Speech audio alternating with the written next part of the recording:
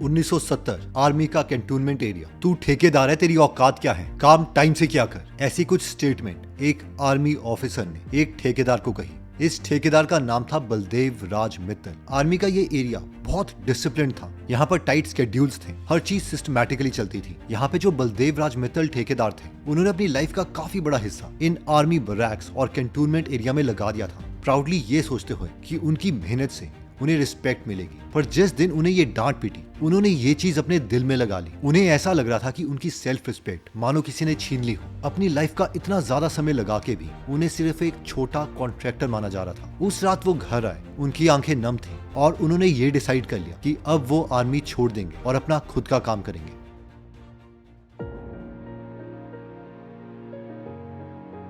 उन्होंने कॉन्ट्रैक्टर का काम तो छोड़ दिया, पर मेन सवाल ये था कि अब वो करेंगे क्या। बहुत दिमाग लगाने के बाद उन्हें याद आया उनकी मारवाड़ी बैकग्राउंड की एक ट्रेडिशनल स्किल, मिठाई बनाना।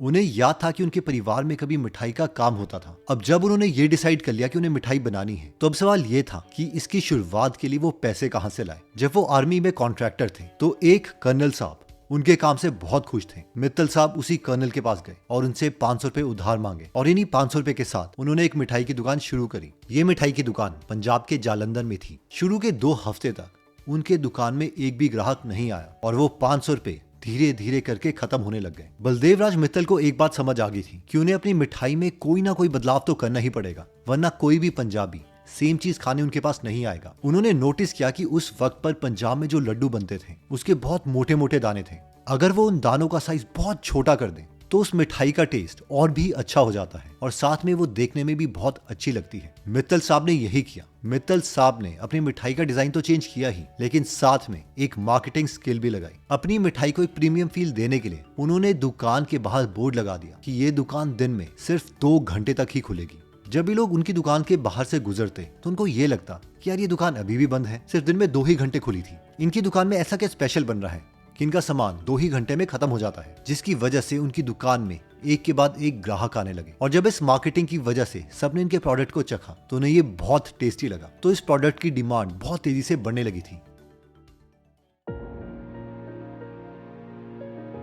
इस मिठाई की डिमांड को मीट करने के लिए बलदेव जी को वर्कर चाहिए थे, ऐसे लोग जो उनके काम को बहुत सीरियसली करें। बलदेव राज के 3 बेटे थे, रमेश, नरेश और सबसे छोटा अशोक। रमेश अभी 11th क्लास में था। नरेश ने अभी कॉलेज ज्वाइन किया था, लेकिन इसके बावजूद दोनों ने पढ़ाई बीच में ही छोड़ दी। इस डिसीजन के बाद आसपास के लोगों ने उन्हें टॉन्ट मारना स्टार्ट कर दिया। ये क्या था, स्कूल कॉलेज छुड़वा के अपने बच्चों को मिठाई वाला बनाओगे। लेकिन बलदेवराज मित्तल जी ने उस कैंटोनमेंट वाली बेइज्जती की तरह इसे भी बस मन में संभालिया और कुछ नहीं कहा। उन्हें पता था कि अगर ये बिजनेस बड़ा बन जाता है तो उनके बच्चों को रियल एजुकेशन इस बिजनेस में ही मिल जाएगी। बलदेवराज मित्तल जी का तीसरा बेटा अशोक, वो थोड़ा अलग सोचता था। उन्होंने अपनी पढ़ाई नहीं छोड़ी। उन्होंने कहा मुझे ग्रेजुएशन करनी है, मुझे लॉयर बनना है। पर लॉयर की पढ़ाई करने के साथ साथ वो दुकान में सुबह और शाम दोनों वक्त आते। 1980s आते आते ये स्वीट शॉप एक छोटी स्वीट शॉप नहीं रही, बल्कि पूरे पंजाब में ये मशहूर होने लगी थी। लोग दूध, पेड़ा, मोतीचूर के लड्डू, बर्फी सब लवली स्वीट से लेते थे। इस वक्त पर इस फैमिली ने अपनी दुकान को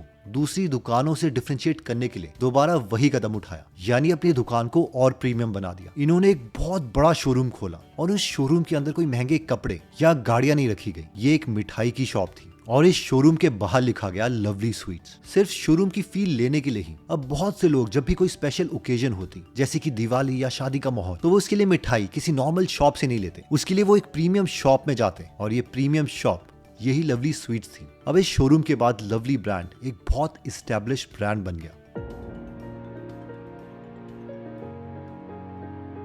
मिठाई के शोरूम तो बहुत तेजी से चल रहे थे और उस वक्त बहुत से लोग उनको कॉपी करने लग गए थे। लेकिन मित्तल परिवार ने डिसाइड किया कि वो सिर्फ फूड सेक्टर पर डिपेंडेंट नहीं रह सकते, उन्हें बाकी बिजनेसेस में भी एंटर करना पड़ेगा। 1991 के आसपास अशोक, जो अपनी लॉ की ग्रेजुएशन कर रहे थे, उन्होंने अपने फैमिली को एक नया आइडिया दिया, बजाज 2 व्हीलर डीलरशिप। उस जमाने में बजाज के स्कूटर्स और बाइक सबसे बड़ी रिक्वायरमेंट थी। स्पेशली अब हर इंडियन मिडिल क्लास को एक स्कूटर चाहिए था। लेकिन प्रॉब्लम ये थी कि बजाज हर किसी को ये डीलरशिप नहीं दे रहा था। उन्हें अपने ब्रांड की बहुत केयर थी। लेकिन इसके बावजूद मित्तल परिवार ने बजाज डीलरशिप के लिए अप्लाई कर दिया और बजाज के ऑफिशियल्स ने यह कहकर मना कर दिया, इतनी भी बुरी हालत नहीं है ये बजाज की कि उन्हें अपनी डीलरशिप हलवाइयों को देनी पड़े। इतनी बड़ी रिजेक्शन के बाद भी अशोक मित्तल खुद राहुल बजाज से मिलने गए और उनसे कहा, सर देखिए, हम पंजाब के लोगों को बहुत अच्छे से जानते हैं हमें पता है कि किन लोगों को स्कूटर चाहिए, किनके घर शादी है, कौन कितना पैसा खर्च कर सकता है। अशोक मित्तल का कॉन्फिडेंस देखकर बजाज ग्रुप मान गया और ये एक बहुत ही बड़ी जीत थी, क्योंकि उस वक्त 30 और लोगों ने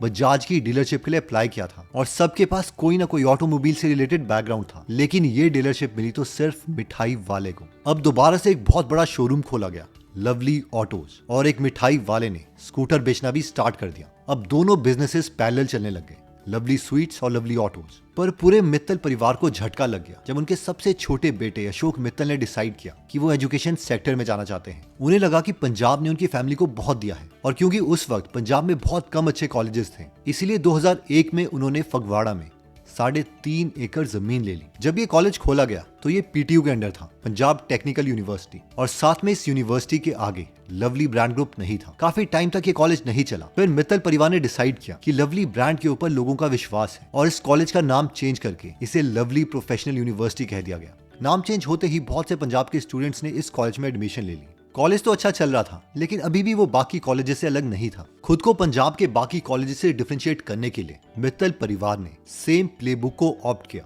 जैसे कि उनके डैड बलदेव राज मित्तल जी ने किया था, जिसमें सबसे पहला स्टेप था इनोवेट, यानी कुछ डिफरेंट करो, बिल्कुल मोतीचूर के लड्डू की तरह। बट इस स्टेप को करने के लिए उनके पास कोई लिबर्टी नहीं थी, क्योंकि वो पीटीयू के अंडर आते थे, जिसकी वजह से उन्हें पीटीयू के सारे रूल्स को फॉलो करना पड़ता था। तो सबसे पहले उन्होंने डिसाइड किया कि उनकी खुद की यूनिवर्सिटी होनी चाहिए जिसमें वो इनोवेशन कर पाए।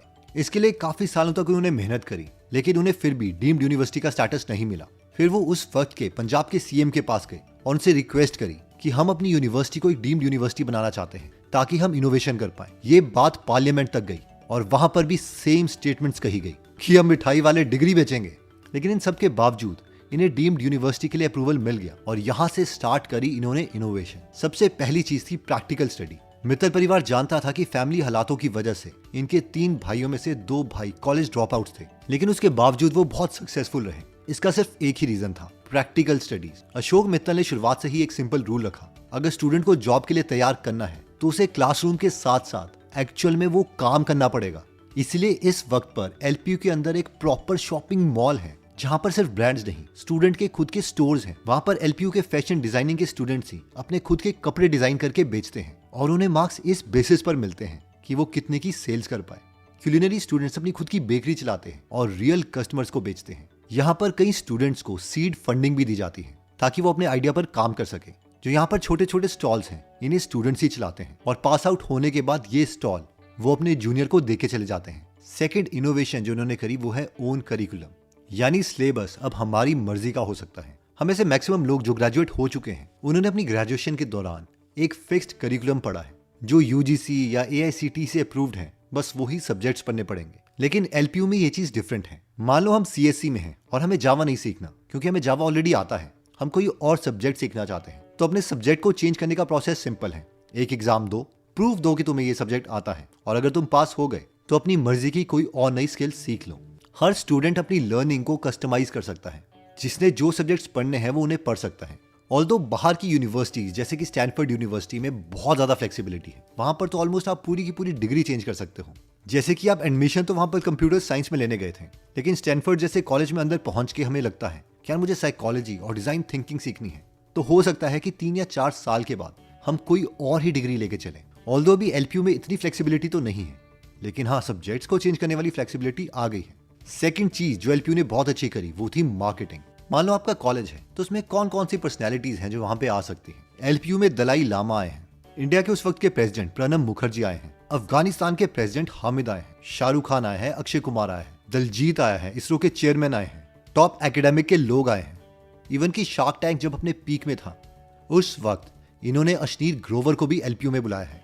इन शॉर्ट इनका फंडा सिंपल है, अगर तुम्हें लगता है कि तुमने एक अच्छी चीज बनाई है तो पूरी दुनिया में फैला दो। थर्ड चीज आती है डिलीवर रिजल्ट्स, यानी एक्चुअल में प्लेसमेंट्स करवाओ। लेकिन ये प्लेसमेंट होगी कैसे, क्योंकि रिजल्ट तो तभी आएंगे जब हाई क्वालिटी के बच्चे यहाँ पर एडमिशन लें। अब टॉप मोस्ट क्वालिटी के बच्चे तो आईआईटीज या आईएम्स ही जाएंगे, तो वो तो इनके पास नहीं आ सकते।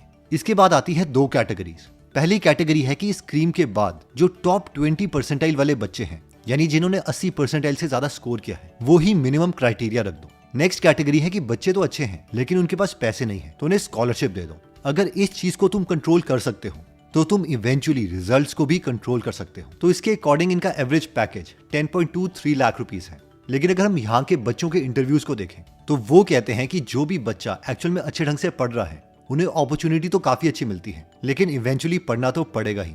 स्कॉलरशिप देते हैं एलपीयू वाले के नहीं देते? पक्की बात है। 100%।